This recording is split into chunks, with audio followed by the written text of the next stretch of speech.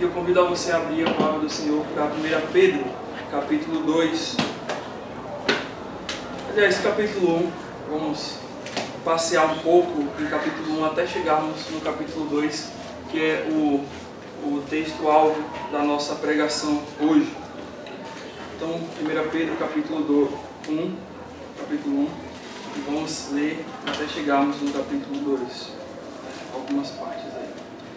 Ok, vamos orar ao Senhor neste momento. Senhor Deus, agradecemos a Ti por esse privilégio maravilhoso pelo qual o Senhor nos chama a poder, Senhor, Te servir, poder honrar ao Senhor com o nosso coração, com a nossa mente neste domingo. Também o privilégio, Deus, que o Senhor nos dá de reunirmos entre irmãos, termos comunhão uns com os outros, também interceder, orar uns pelos outros, e agora por estarmos diante da Tua Palavra, que ela nos guia, ela nos dirige, ela nos molde conforme a Tua vontade. Diante do Teu Espírito Santo, oramos a Ti, em nome de Cristo. Amém. Amém. Irmãos, cada vez mais o prestígio, né, da instituição igreja vem se degradando diante da sociedade e até mesmo, né, entre irmãos cristãos também. Temos visto, né, que hoje tem uma igreja em cada esquina, praticamente uma igreja com placas e mais placas em diversos lugares, anunciando, chamando as pessoas para virem aos cultos, porque vão ali orar por elas, ou vão fazer uma corrente do não sei o que lá, ou vão fazer uma intercessão assim assado, ou vai ter aquele movimento para a prosperidade, por aí vai. E diversos grupos denominacionais que não estão pregando o evangelho verdadeiro, né? E tudo que eles estão fazendo ali, estão com rótulo de Deus, com rótulo de Espírito Santo, com rótulo muitas vezes até com algumas verdades bíblicas envolvidas naquilo tudo que eles estão fazendo ali, mas que realmente, de fato, não são salvos, não têm o verdadeiro evangelho, não creem em Jesus Cristo como o Senhor e Salvador das suas vidas, apenas estão pregando curas, milagres e outros tipos de coisas que não são o evangelho, misturando simpatia, né, simpatia místicas, né, coisas que as pessoas usam ali, objetos e ritos, com sincretismos de outros grupos religiosos, né? Então as pessoas estão, infelizmente, muitos estão indo por esse caminho. Há também alguns que estão indo pelo um caminho chamado evangelho mais social, e esse evangelho mais social diz que o alvo de Deus não é somente salvar o homem da sua condenação eterna, que esse é um alvo de Deus, mas não é o principal, mas também há algo que está ali envolvido, que é a questão de uma salvação mais social, que é o evangelho visa o bem social, mudar o mundo, né? Então eles estabelecem que o mundo precisa ser salvo de pobreza, de desigualdade, de preconceitos, de grupos minoritários, né?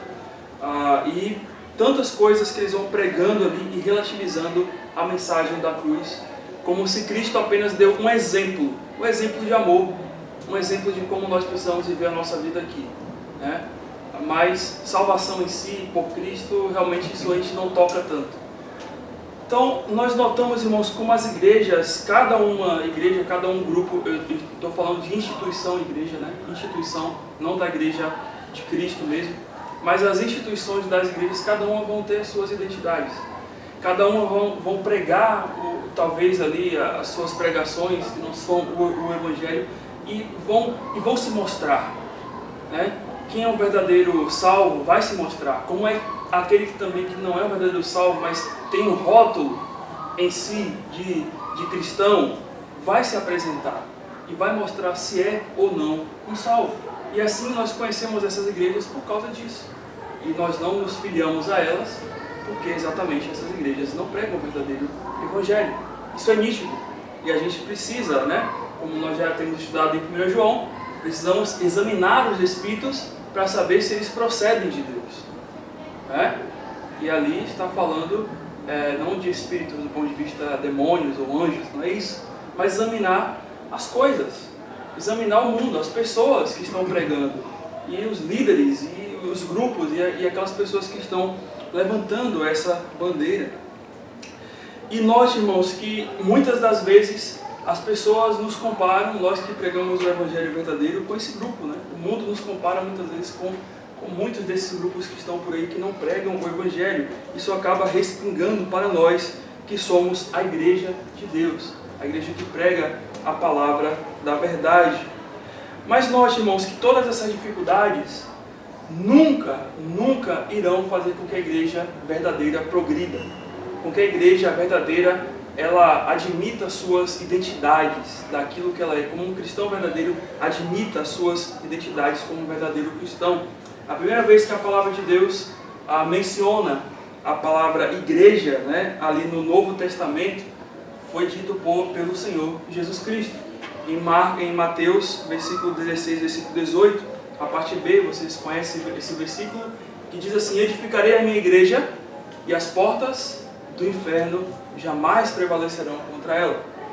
E note que ali é um versículo de uma promessa para nós que somos a igreja do Senhor.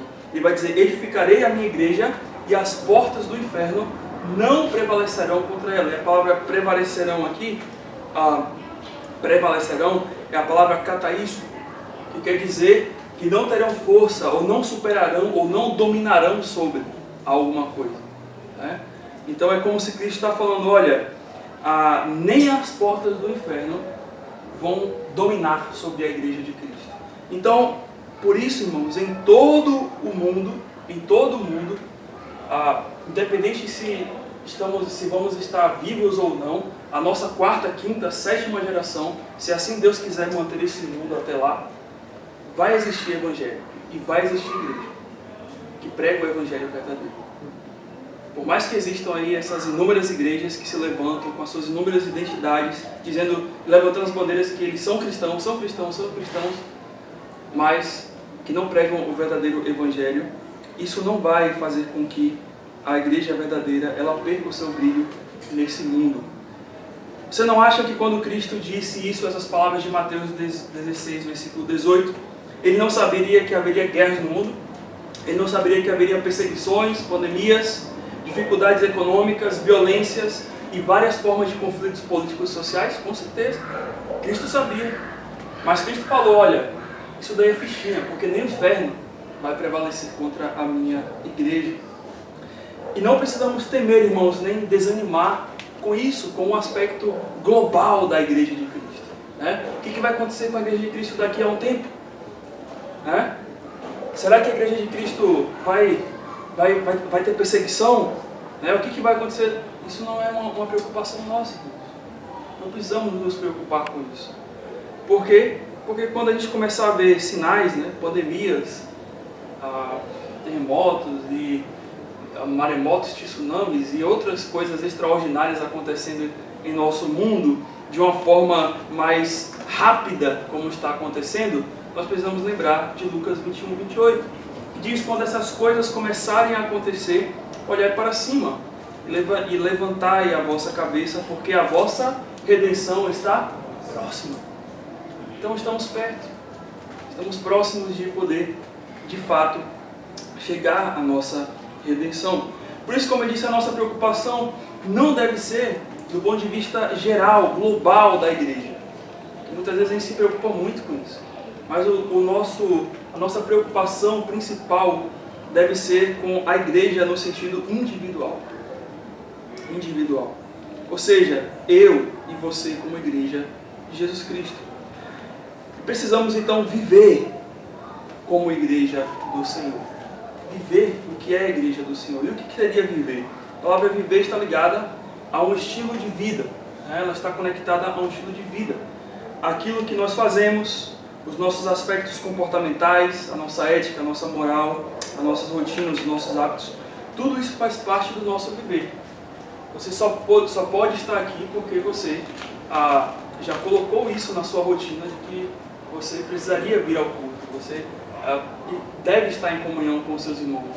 E e você colocou isso como um hábito na sua vida, e você está aqui obedecendo, né, ao mandamento do Senhor, mas também compartilhando e comungando com os seus irmãos, né? Como também para o seu trabalho, você tem uma rotina para ir para o trabalho. Você acorda, você toma um café, toma um banho, cada um tem a sua rotina específica e particular, a sua ética, a sua moral, aquilo que você aprende, tudo isso está influenciado no seu viver, né? A maneira como você vive vai formar uma identidade em você, né? Assim como a maneira em que agora, como cristãos salvos, né, pela graça, como nós vivemos, cria em nós uma identidade. O Senhor nos deu uma identidade como cristãos. Com certeza na sua vida, lá atrás, antes de Cristo, você vivia de um jeito que hoje completamente você não vive mais como um cristão. Eu espero, né? O natural é que seja assim. Mas tudo isso porque exatamente algo mudou na sua vida. E Deus te deu uma nova identidade. Você tem uma nova identidade. Por isso que você não faz aquelas coisas que você fazia naquele tempo. Mas, irmãos, a questão é, muitas vezes nós esquecemos dessa identidade como cristãos. Nós sabemos que precisamos viver, né, ter um viver marcado por uma identidade singular como cristãos, mas muitas vezes nós esquecemos disso, né? E eu até brinquei, eu falei até lá e falo aqui também, nós sofremos de uma amnésia pecadogênica, né? Já viu essa doença? Amnésia pecadogênica? Que o pecado afeta a nossa mente, o nosso coração, ao ponto de esquecermos dessa identidade que nós temos, que a palavra de Deus nos aponta. Mas é por isso que o Senhor nos deixou a carta de 1 Pedro, para que a gente possa lembrar quem somos e de como nós devemos viver. E por quê, irmãos? Porque na época em que Pedro escreve essa carta, o que está acontecendo? A igreja está crescendo, né? Sim, mas está crescendo sobre perseguição. A igreja, ela está ali no Oriente Médio, indo para a Europa, para a Ásia ali, para aquelas regiões. E o que está acontecendo? Está havendo uma perseguição intensa. O imperador daquela época ali de Pedro é o imperador Nero. Vocês já devem ter ouvido as histórias de que ele pegava os cristãos e faziam de velas, né? Encharcavam de resinas ainda vivos, amarravam eles e colocavam em tochas e ateavam fogo. E eles iluminavam aqueles irmãos nossos, os jardins de Nero, durante a noite. Então eram tochas vivas, né? Humanas. E eles estavam ali. E note que esse é o nível de perseguição. E muitos irmãos nossos que estavam naquele momento estavam desanimando na fé, eles estavam perdendo o brilho da salvação e eles também estavam abandonando certos hábitos e comportamentos como um cristão. E além disso, eles estavam praticamente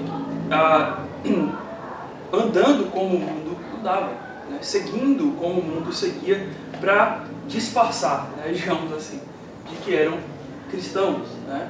Ou, olha, eu não vou me mostrar como um cristão aqui porque eu posso ser perseguido, eu posso morrer, ao invés de lutar a sua fé.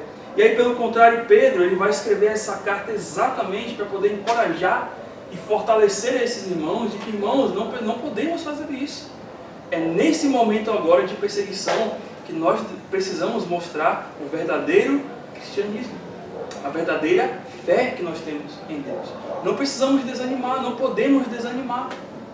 E aí Pedro, ele vai escrever essa carta no versículo 1 do capítulo 1, versículo 1 e 2, né?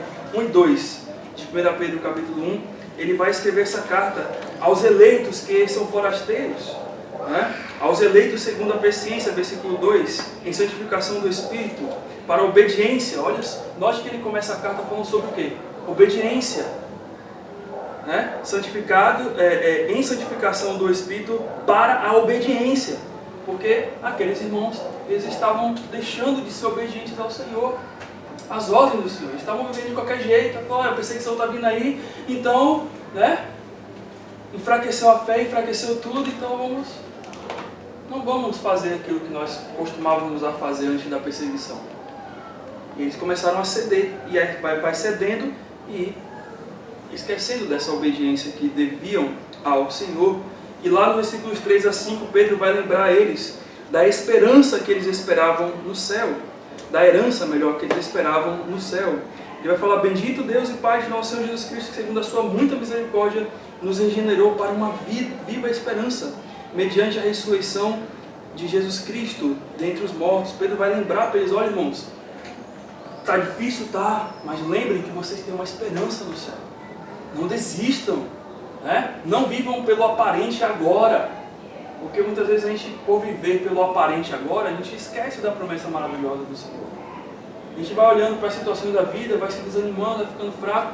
Enquanto isso, nós temos um céu a nos esperar daqui para frente. E que nós esquecemos de que estamos aqui para luta mesmo, é para batalha, né? E que estamos passando aqui por uma leve e momentânea tribulação, mas que vai produzir em nós um peso elevado de glória no céu. E nos versos de 6 a 9, Pedro vai falar sobre o valor da fé daqueles homens, daquelas mulheres. Versículo 6, ele vai falar que nisto exultais, embora no presente, por breve tempo, seja necessário que sejais contristados por várias provações, para que, uma vez confirmado o valor da vossa fé, muito mais preciosa do que o ouro perecível, mesmo apurado por fogo, redunde em louvor e glória e honra na revelação de Jesus Cristo. Então eles estavam passando por uma prova de fogo, mas era essa prova que atestava se eles tinham essa fé genuína e essa fé verdadeira. E aí o capítulo 2, Pedro, ele vai iniciar, né, ele vai falar ali, ainda no capítulo 1 ele vai colocar dos versos de 3 a 21 como é a vida em santidade, porque aqueles irmãos estavam deixando a vida em santidade. E nos versos 22 a 25, Pedro vai enfatizar a vida em amor, porque aqueles irmãos estavam perdendo esse mandamento do Senhor, né, de viver esse mandamento do Senhor, do amor, né? E Pedro vai corrigir, vai encorajar aqueles irmãos até que ele chega no versículo 2, no capítulo 2, perdão. E no capítulo 2, Pedro vai aconselhar aqueles irmãos algumas práticas que iriam ajudar na fé deles, que iriam ajudar para que eles continuassem a crescer nessa fé que eles receberam do Senhor Jesus Cristo. E aí no versículo 1 do capítulo 2 ele vai dizer: despojando-vos portanto de toda a maldade, dolo, hipocrisia, invejas e toda sorte de maledicências. O versículo 1 fala sobre despojar de pecados, né? Despojar significa desapossar ou se privar, né? Se retirar de pecados. Você quer manter a sua fé viva? Você quer manter a sua fé viva? Todos nós queremos. Então Pedro está falando: olha, então você precisa deixar pecados. Você precisa olhar para o seu coração e ver o que tem de pecado. Talvez tem coisas inocentes ali que podem te levar a pecar, né? A internet, né? Se você fica muito tempo na internet, você vai ficar tentado a pecar de alguma maneira, né? Então você tem que ter cuidado. Na TV, nos filmes também, nas conversas entre amigos do trabalho ou de rua, né? Temos que ter cuidados, porque são brechas que vão surgindo e que vão nos levando a pecar, como em outras áreas. Então, se afaste de todo dolo, hipocrisia, invejas e maledicência, toda sorte de maledicência. E aí o segundo conselho dele está nos versos 2 e 3 do capítulo 2. Desejar o crescimento espiritual. Ele fala: desejai ardentemente como crianças recém-nascidas o genuíno leite espiritual, para que por ele seja dado o crescimento para a salvação. Ou seja, eu sou salvo, beleza, mas eu tenho que crescer. Nós não fomos chamados para ser meninos e meninas do Senhor, mas nós fomos chamados para ser homens e mulheres que sirvam ao Senhor, né? Então nós precisamos crescer, não podemos ficar como criancinhas. Como criancinhas, sim, precisamos desejar o leite, mas esse leite, quando nós começamos a beber, vai crescer a criancinha, né? A criancinha não bebe leite eternamente, né? Exceto alguns aí que tomam Nescau, vai tomando leite e tal, mas o certo é que chega um momento da sua vida em que você não toma mais o leite da sua mãe, porque você já cresceu, você já come outros tipos de comida. E esse é o que Pedro está falando aqui. E o versículo 4 ele vai falar: olha, uma vez que você abandona o pecado, uma vez que você deseja o leite espiritual, a palavra do Senhor para alimentar a sua vida, crescendo espiritualmente, agora você precisa fazer o quê? Se achegar à comunhão com o Senhor. Envolve a chegar à comunhão, lembrando de oração, né? Versículo 4 vai falar: chegando-nos para Ele, a pedra que vive, rejeitada assim pelos homens, mas para com Deus eleita e preciosa. Se achegar a Deus, desejar a Deus, buscar a Deus. E os versículos 5 a 6, Pedro termina falando: também vós mesmos, quando pedras que vivem, sois edificados casa espiritual para sacerdócio santo, a fim de ofereceres sacrifícios espirituais agradáveis a Deus, por intermédio do Senhor Jesus Cristo. Ou seja, nós somos chamados também a oferecer sacrifícios espirituais agradáveis ao Senhor, que seria ali o serviço a Deus. Então, afastar-se de pecados, desejar o crescimento na palavra de Deus, né? O crescimento para a salvação, a chegar à comunhão com o Senhor, desejar o Senhor, buscar o Senhor em oração e, por último, servir ao Senhor, que é oferecer sacrifícios agradáveis, honrar o Senhor com um viver digno, com um servir digno a Ele, né? E aí Pedro, nos versículos 7 a 8, ele vai fazer uma analogiazinha, uma metáforazinha a respeito de duas pedras, né? Uma que era pedra angular, ele vai falar assim, versículo 6, por isso está na Escritura, eis que põe uma pedra em Sião, uma pedra angular, eleita e preciosa, e quem nela crer não será de modo algum envergonhado. Para vós outros, portanto, que credes, é preciosa, né? É a preciosidade, perdão.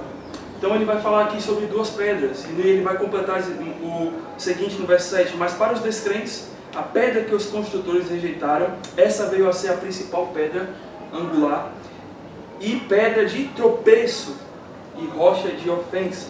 Ou seja, ele está dizendo para os cristãos, Cristo é a pedra angular, é a base do qual a nossa fé está alicerçada. O que seria a pedra angular? A pedra angular era uma pedra que era colocada embaixo da estrutura, ou na lateral, na base da estrutura de uma construção naquela época, do qual era por essa pedra que ela sustentava todos os outros lados da construção, as paredes da construção. Alguns também têm interpretado que essa pedra era a pedra principal de um arco, de uma coluna, e ela ficava no meio, que dava a sustentação para as colunas, né?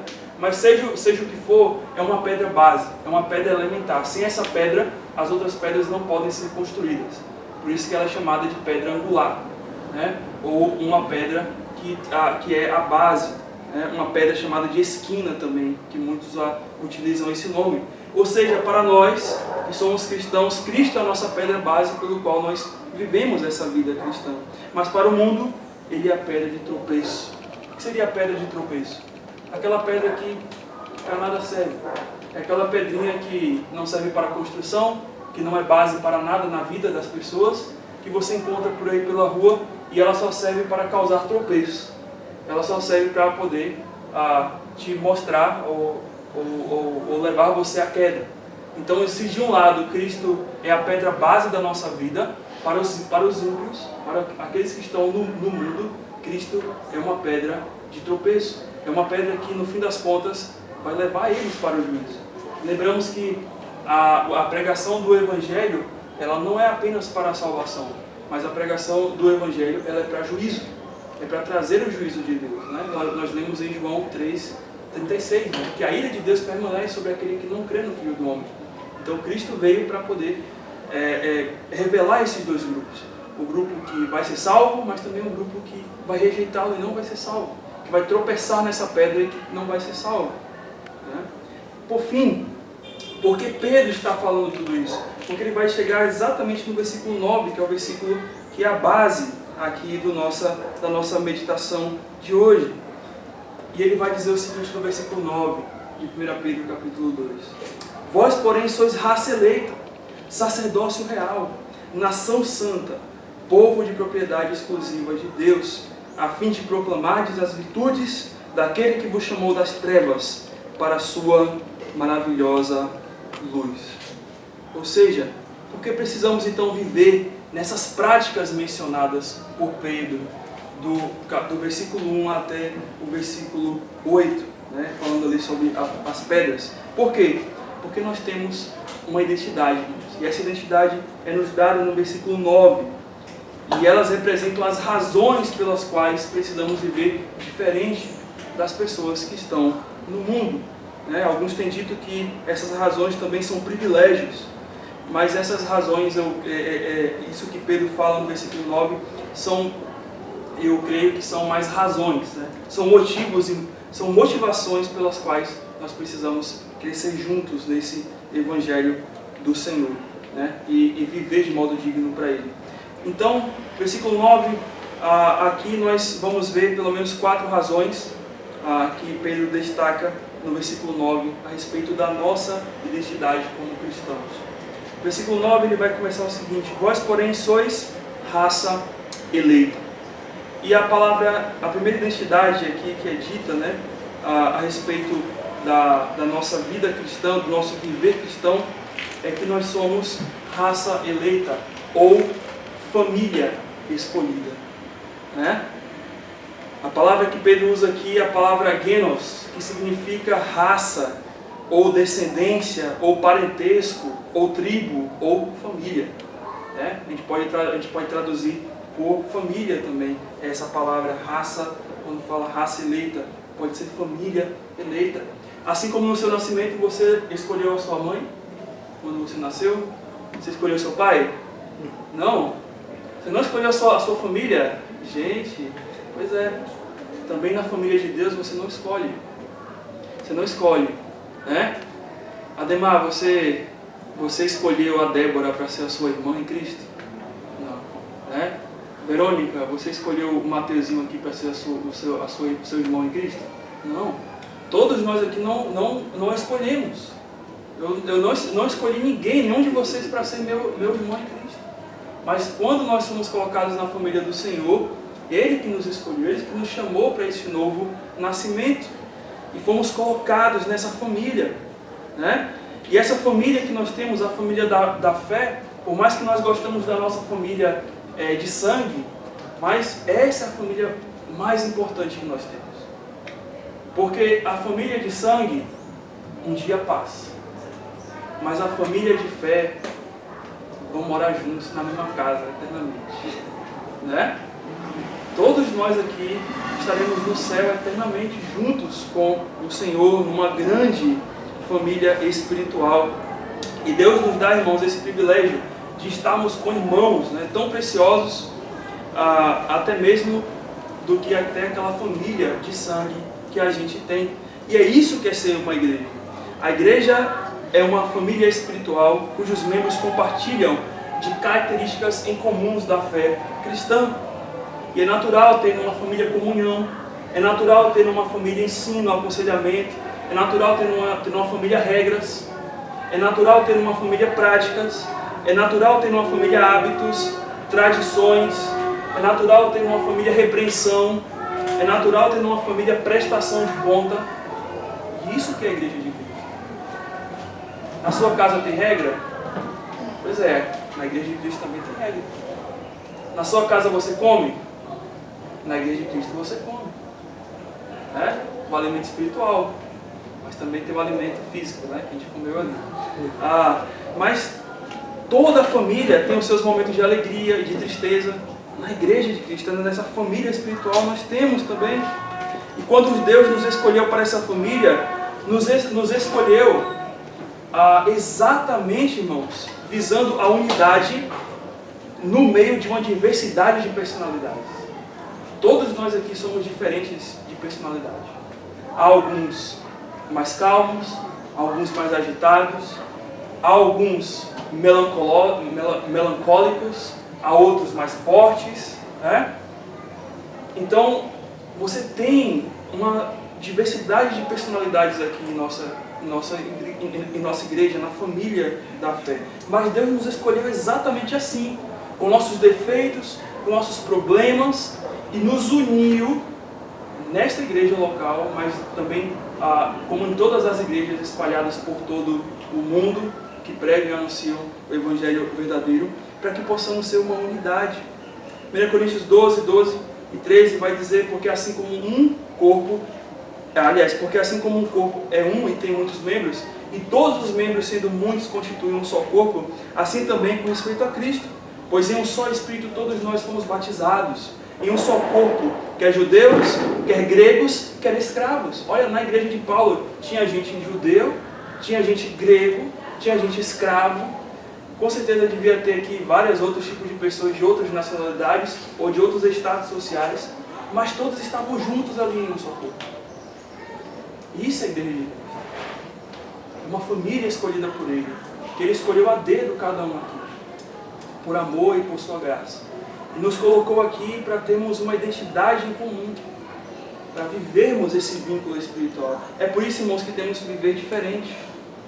Porque estamos ligados a um corpo chamado Jesus Cristo, a um Espírito e a um Deus e Pai, e a uma esperança que usa a unidade desta família em sua diversidade para a glória de Deus. Muitas vezes a gente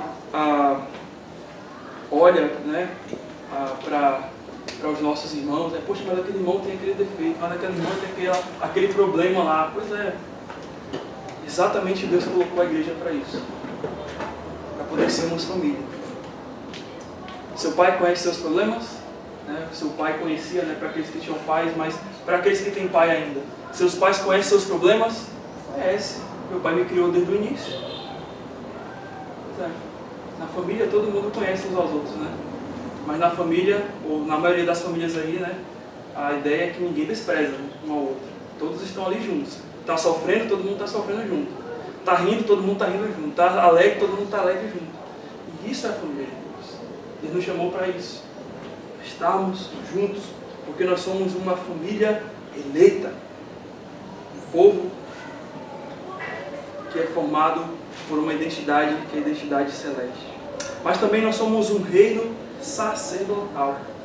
Versículo 9, ele continua falando: vós sois, porém, vós, porém, sois sacerdócio real.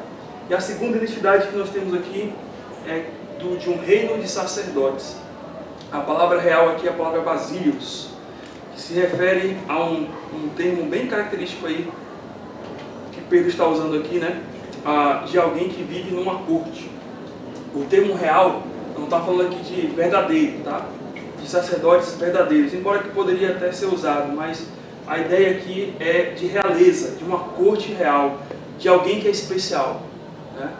Então, é um termo característico do Antigo Testamento. Embora, irmãos, nós somos chamados à humildade, né? Mas diante de Deus, nós somos pessoas diferenciadas.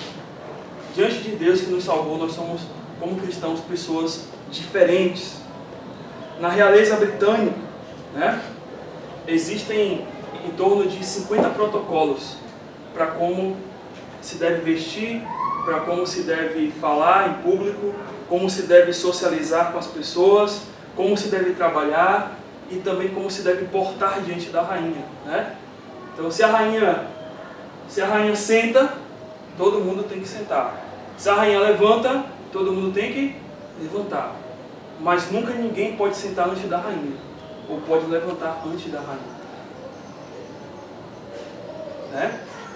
Irmãos, se o mundo tem esses protocolos para poder honrar a um rei que é de carne e osso, ou uma rainha que é de carne e osso, como nós, quanto mais nós diante do Rei dos Reis.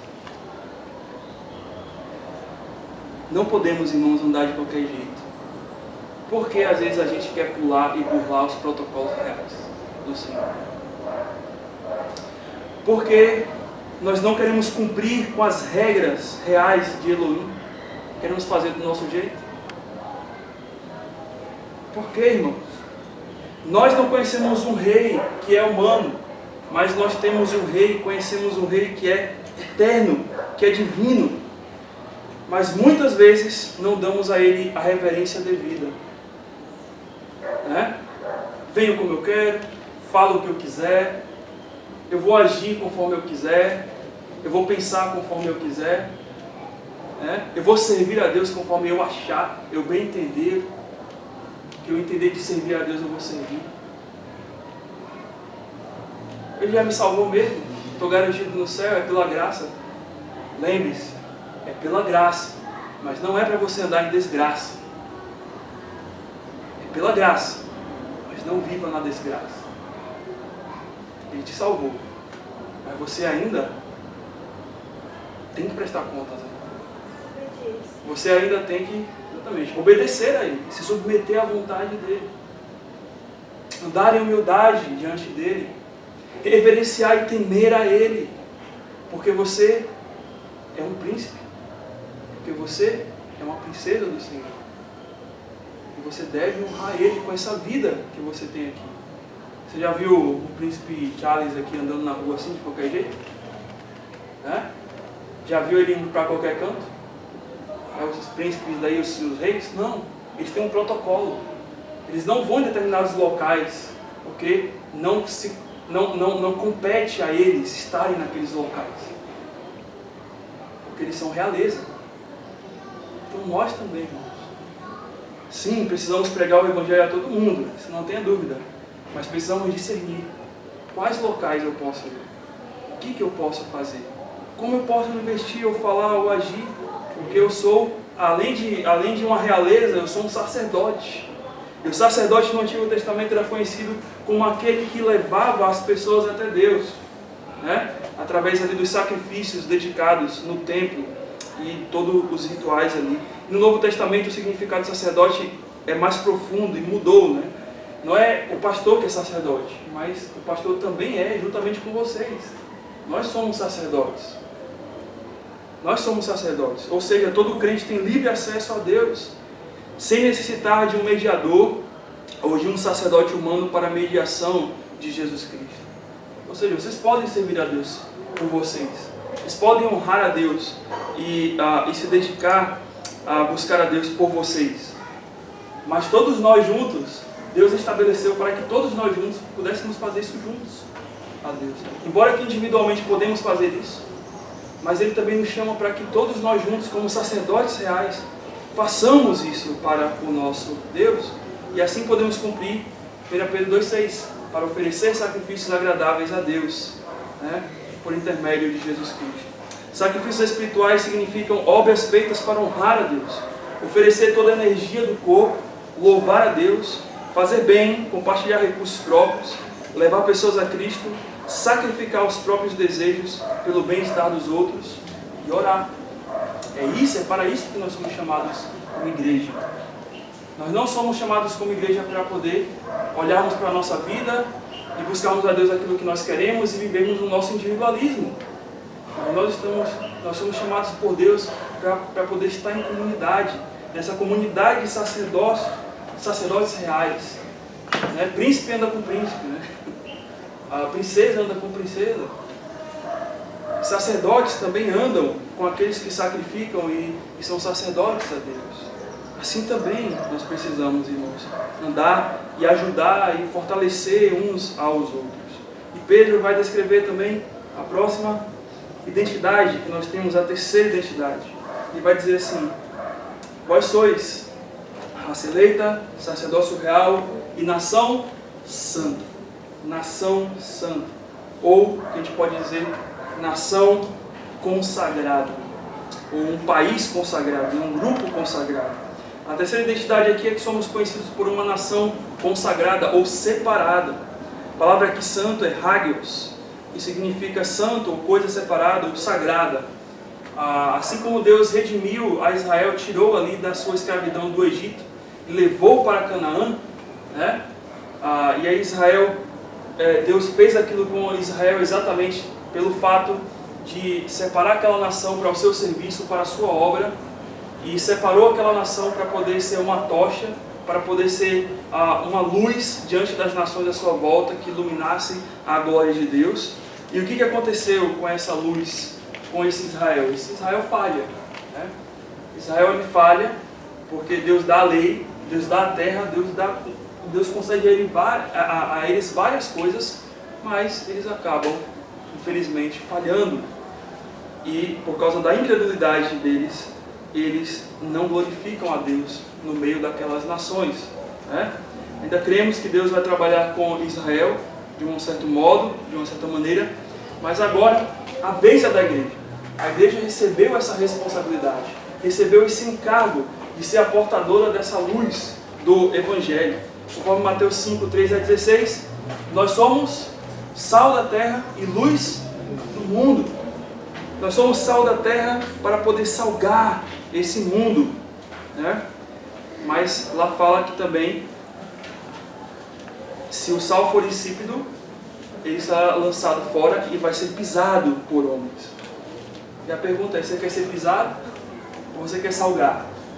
Lógico que eu quero salgar, pastor, né? Quem quer ser pisado? Ninguém quer ser pisado, né? Ninguém quer ser pisado. Mas a questão é que muitas vezes nós estamos sendo pisados pelo mundo. Não pisados literalmente, mas muitas vezes tem muita gente lá do mundo ímpia que está dando muito mais exemplo de vida cristã e não é salvo do que nós.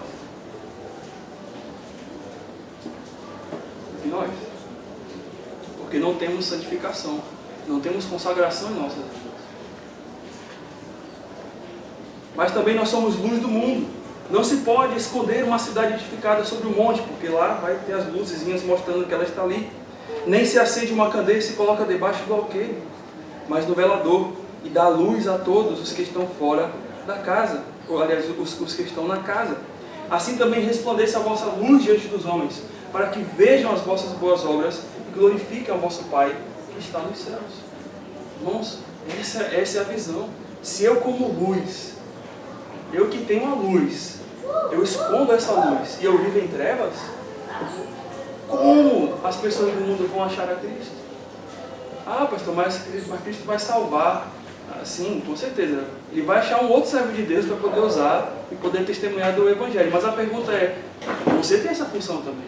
Eu tenho essa função também. Eu tenho essa responsabilidade. E o Senhor vai requerer isso de mim. Se eu estou cumprindo ou não essa responsabilidade diante dele. Se eu estou glorificando a Deus com essa luz que resplandece.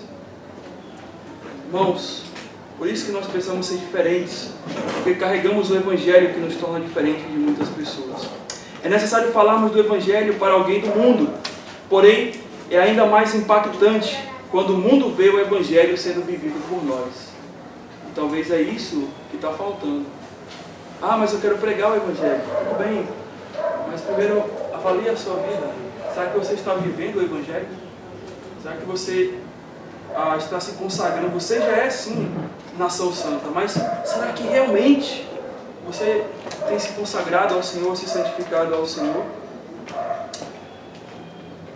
Você deve ser, irmãos, o mesmo quando ninguém estiver olhando. E essa é uma verdade que eu sempre fico pensando na minha vida. Será que eu tenho sido a mesma coisa diante de vocês quando não estou com vocês? Tenho que pensar nisso, porque essa é a nossa identidade. Sou um vagalume de Deus, brilhando numa escuridão chamada mundo. Quanto mais brilhamos no escuro, mais atrairemos o mundo para sair das trevas e se voltarem a Deus. E você está cumprindo isso como nação santa de Deus? E por último, Pedro vai falar: vós, porém, sois povo de propriedade exclusiva de Deus. Essa é a quarta descrição aqui. Povo de propriedade de Deus, ou a identidade, né? Povo de propriedade exclusiva de Deus. Ou seja, a palavra aqui utilizada para povo de propriedade exclusiva é uma palavrinha chamada peripoiesis, que significa povo adquirido. Ou seja, é uma posse compartilhada, uma propriedade obtida no sentido comercial. É como se Pedro está falando assim: olha, não somos de nós mesmos. Sabia disso? Você não é de você mesmo. Você não pertence a você. Mas você pertence àquele que tem direito sobre você, porque comprou você, que é Jesus Cristo. 1 Pedro 1, 18 a 20, não lemos essa passagem, mas a gente pode ler rapidinho. Pedro vai dizer o que fomos comprados, o que nos comprou. 1 Pedro 1, 18 vai dizer: sabendo que não foi mediante coisas corruptíveis, como prata ou ouro, que fostes resgatados do vosso fútil procedimento, que vos legaram vossos pais, mas pelo precioso sangue como de cordeiro sem defeito e sem mácula, o sangue de Cristo, conhecido com efeito antes da fundação do mundo, porém manifestado no fim dos tempos por amor de vós, que, 21, por meio dele tendes fé em Cristo, o qual ressuscitou dentre os mortos e lhe deu glória, de sorte que a vossa fé e esperança estejam em Deus. Ou seja, nós não pertencemos a nós, e o que nos comprou foi o sangue precioso do Senhor. Um preço que nenhum de nós teria condição de pagar. O nosso sangue não nos custaria a salvação, porque a salvação é um preço muito alto. Mas o Deus do céu deixou a sua glória imerecidamente para descer a este mundo, para morrer por nós, para nos pagar, não com ouro, não com prata, não com coisas corruptíveis, mas com o seu sangue precioso. E nós somos assim adquiridos pelo Senhor. Nós éramos, irmãos, propriedades da morte, conforme Efésios, que nós lemos, né? Efésios 2, éramos filhos da ira de Deus, éramos totalmente contrários daquilo que somos hoje. Mas o Senhor, por sua graça, nos transportou para sermos propriedade da vida eterna, comprados por Ele. Por isso, irmãos, a nossa relação com Deus não é uma relação qualquer. A nossa relação com Deus não deve ser uma relação como se der para eu fazer para Deus, eu faço. Ou se eu der tempo para poder, eu faço. Né? Mas Deus está pedindo muito. Né? Eu sei que às vezes a gente não fala assim, mas pelas nossas ações, nós agimos como talvez falássemos assim. Né? E vamos fazendo a coisa de qualquer jeito. E vamos tratando Deus talvez como um homem igual a nós. Mas inquirindo Deus, né, quando surgem problemas, dificuldades, e aí, poxa, por que isso aconteceu? Sem pensar, olha, o Deus que me comprou, Ele sabe por que Ele está fazendo isso na minha vida. Tem um propósito.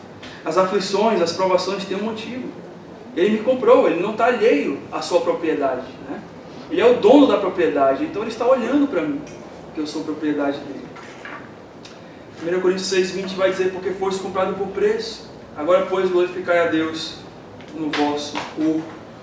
E Paulo vai dizer em Gálatas 2,20, já estou crucificado com Cristo, e agora vivo não mais eu, mas Cristo vive em mim. E esse viver que agora tenho na carne, vivo na fé no Filho de Deus, que me amou e a si mesmo se entregou por mim. Por fim, irmãos, qual é o alvo? Qual é o alvo de termos essa identidade? De sermos chamados família escolhida, sacerdotes reais, povo consagrado, ou nação consagrada e povo adquirido de Deus. O versículo 10 vai nos dizer, aliás, o final do versículo 9, vai nos dizer, a fim de proclamardes, a fim de proclamardes as virtudes daquele que vos chamou das trevas para a sua maravilhosa luz. Esse é o alvo pelo qual nós somos chamados. Se eu quero proclamar a Cristo, se eu quero que Cristo seja visto em minha vida para que outros sejam alcançados por essa mesma graça e Deus me use para a sua glória, eu preciso. A salvação é de Deus, Deus é que salva, mas Deus usa a gente para isso. Deus nos usa para isso. A primeira Bíblia, primeiro versículo, primeiro livro, primeiro capítulo que o descrente vai ler é a nossa Bíblia. É a nossa Bíblia. Portanto, irmãos, precisamos viver essas identidades como cristãos verdadeiros que nós somos, né? E só podemos viver essas identidades se nós estivermos olhando para aquele que nos ensinou a tudo aquilo que nós sabemos hoje, que é o nosso Senhor Jesus Cristo, aquele que nos salvou. 1 João 2, versículo 6 vai dizer que aquele que diz estar nele também deve andar como ele andou. Ande como Cristo andou, observe as pegadas de Cristo, para que você possa exatamente, irmão, ter essas identidades e ser não achado mais, né, um Namor, um Bruno, um Luiz, um Guilherme, mas ser conhecido por aquele que realmente anda tão perto de Cristo que não dá para discernir quem é Cristo e quem é você do seu andar. É desafio? É luta? É difícil, pastor, viver como Cristo andou? É difícil, mas esse é o nosso alvo. E Deus nos dá a graça para poder conseguimos um pouquinho fazer aquilo que Cristo fez. Então seja, irmão, você a igreja de Cristo, vivendo como a igreja de Cristo, como Cristo chamou, nessas identidades para que você possa viver. Vamos orar ao Senhor.